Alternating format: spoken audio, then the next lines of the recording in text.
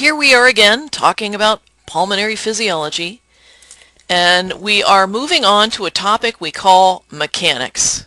That's basically how in the heck do you get air in and out of the lungs. So here are our learning objectives dealing with pressures and mechanics.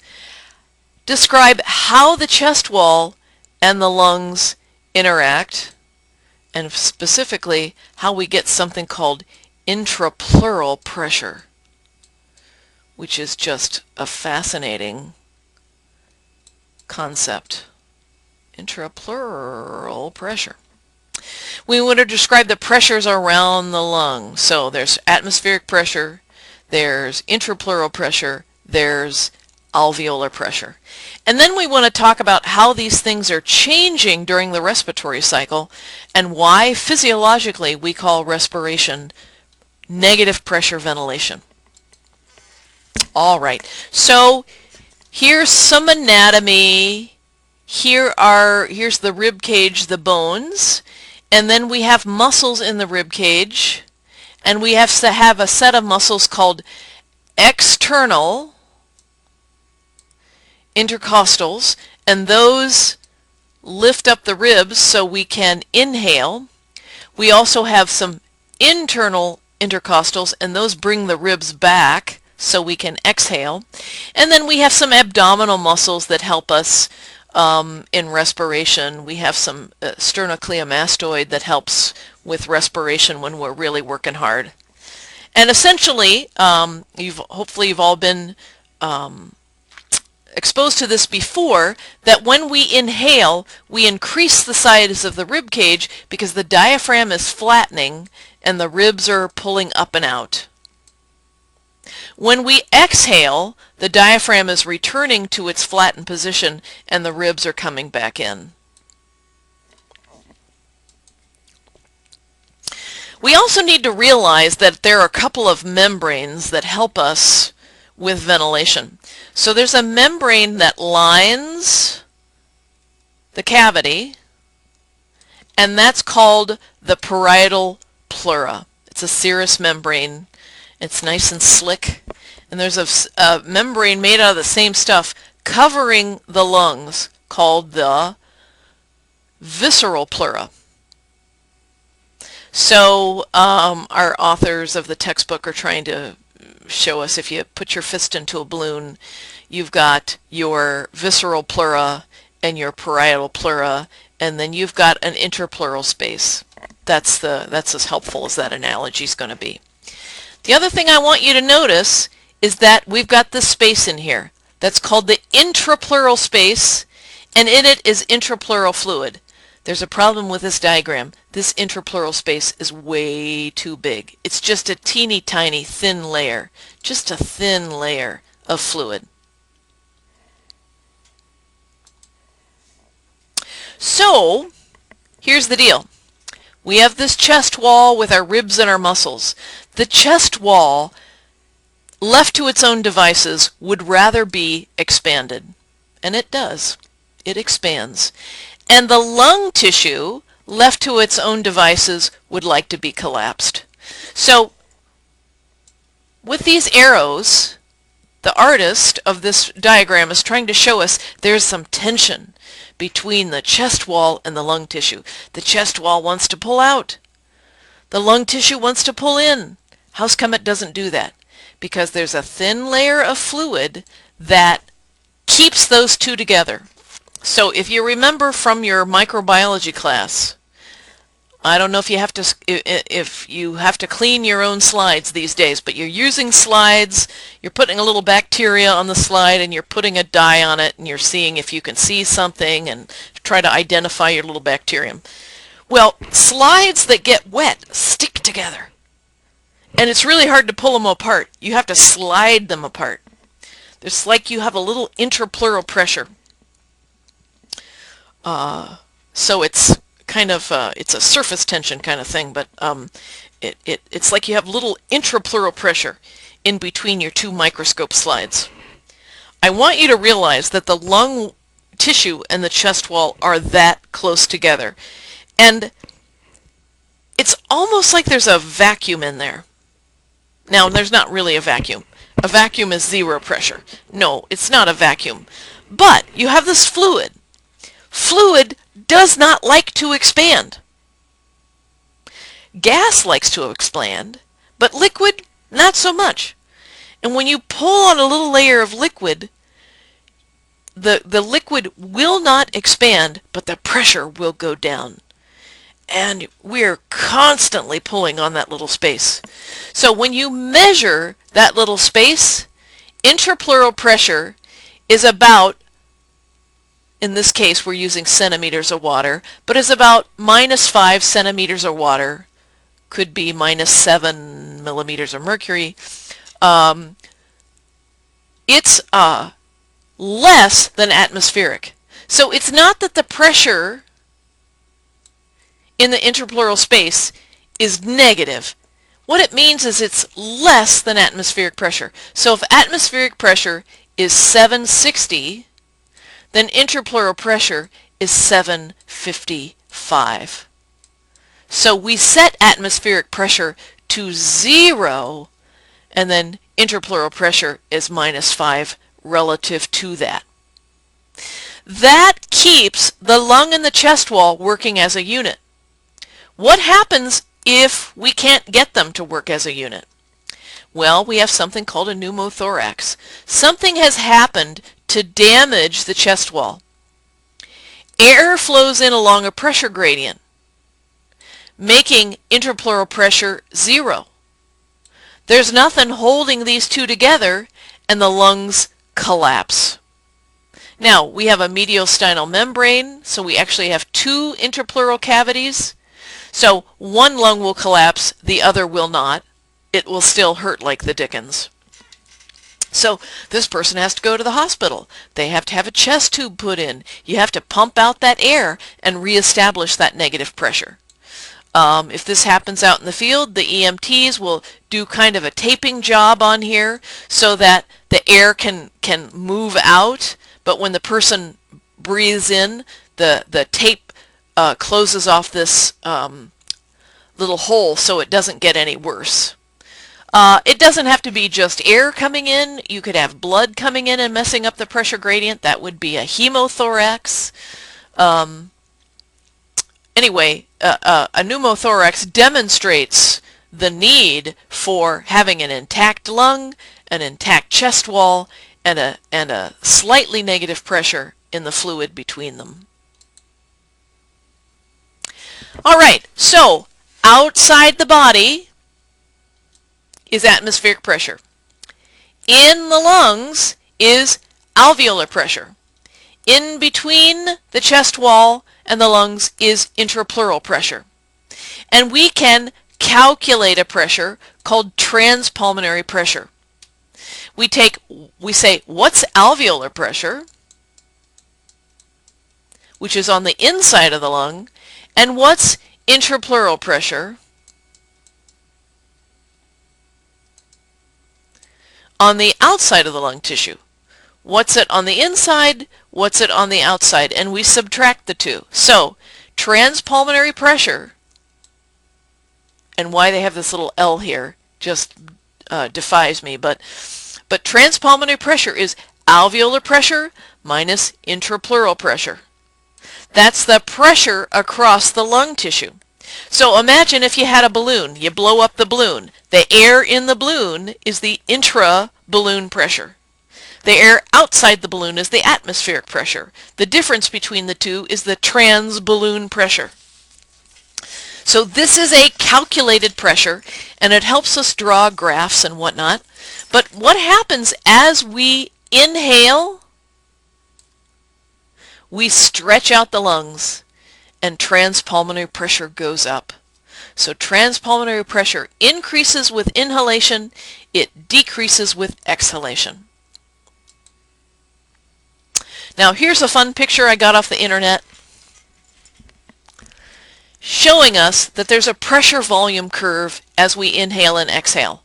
So our x-axis is pressure, our y-axis is volume above FRC. Now remember FRC? If you take a breath and just take a normal exhale, you come to a resting place. That resting place is FRC. It's where the recoil forces of the lung tissue and the expansion forces of the chest wall are exactly equal. So oftentimes FRC is the 0 point. And so if we take a pressure volume curve and plot it, when we inhale, there's a little bowing out, and when we exhale, there's a little bowing in. We are going to come back to this diagram and talk about it in terms of work. But just right now, I want you to see that when we inhale and exhale and plot pressure and volume, we get what's called a pressure volume loop. Remember how we had one of those in the cardiac system? It went like this, kind of. Okay, pressure volume loop. Pressure volume loop in the respiratory system. All right. Here's a picture from Vander. Intrapleural space. Way too big. It's ridiculously too big. But I guess they wanted room to put in intrapleural. So intrapleural pressure in between, alveolar pressure in the lung, atmospheric pressure outside the lung, intrapleural pressure in between. And transpulmonary pressure is alveolar pressure minus intrapleural pressure. It's a calculated pressure that basically tells us how expanded the lungs are. And the bigger your transpulmonary pressure, the more expanded your lungs are, and the more your lung tissue wants to recoil. Because your lungs don't like to be expanded. They like to be recoiled. So as you expand the lungs, the chest wall's going, yeah, I love it, I'm expanding. The lung tissue is like, oh, I hate being expanded out here. I want to recoil. And that transpulmonary pressure gives us a number value for how badly the lungs want to recoil. I want to remind you about Boyles Law. If you have a certain amount of gas, that gas exerts a pressure, but we have to think about it at a certain temperature and at a certain volume. If we compress the gas, if we put it in a smaller space, then the pressure exerted by that gas goes up. If we expand the space, that decompresses the gas and the pressure exerted by the gas goes down. We have to think about that as we're thinking about mechanics. So, during the process of inhalation, we expand the chest wall, the lungs are pulled open. Now we have a space that's bigger. The air is decompressed. Alveolar pressure drops, and there's a gradient for air to come in, which it does. During exhalation, the chest wall returns to its original position. The lung space decreases. We compress the air in the alveoli. That increases the pressure. There's a pressure gradient for air to leave, which it does. The flow of the air coming in or out, the flow of the air is equal to the pressure gradient between the alveoli and the atmosphere and the resistance of the airways. Now, have you seen this equation before? I hope so. This is Ohm's law. Flow in mils per minute is equal to delta P over resistance. So, using the flow charts that is loved by our author, if we contract the respiratory muscles, the chest cage gets bigger, interpleural pressure becomes more negative, that increases transpulmonary pressure and pulls open the lungs. Alveolar pressure gets lower than atmospheric pressure and air flows in. And air will flow in as long as there's a pressure gradient. On the other hand, if we want to exhale, we stop contracting and we simply relax. As we relax, the chest wall returns to its initial position, helped by the recoil forces of the lungs. Interpleural pressure goes back to its pre-inspiratory value. It's still negative, but it's less negative. Transpulmonary pressure decreases, the lungs recoil, the air in the lungs get compressed, alveolar pressure exceeds atmospheric pressure, and air flows out as long as there's a pressure gradient. So we have a very nice complicated diagram from Vander. You see a number of things going on. So this is volume. So we breathe in and we breathe out. And this half a liter is a tidal volume.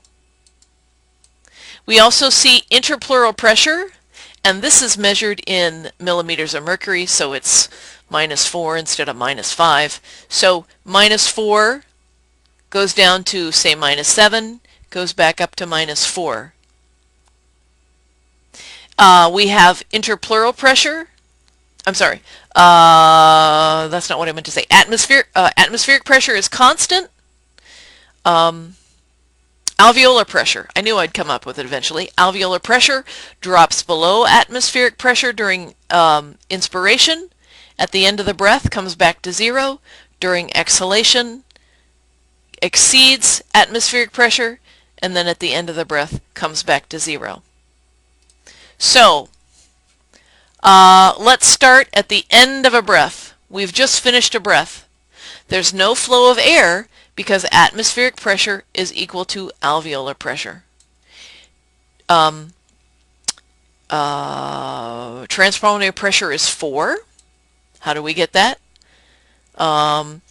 Intrapleural pressure is -4. So 0 minus -4 minus -4 is +4.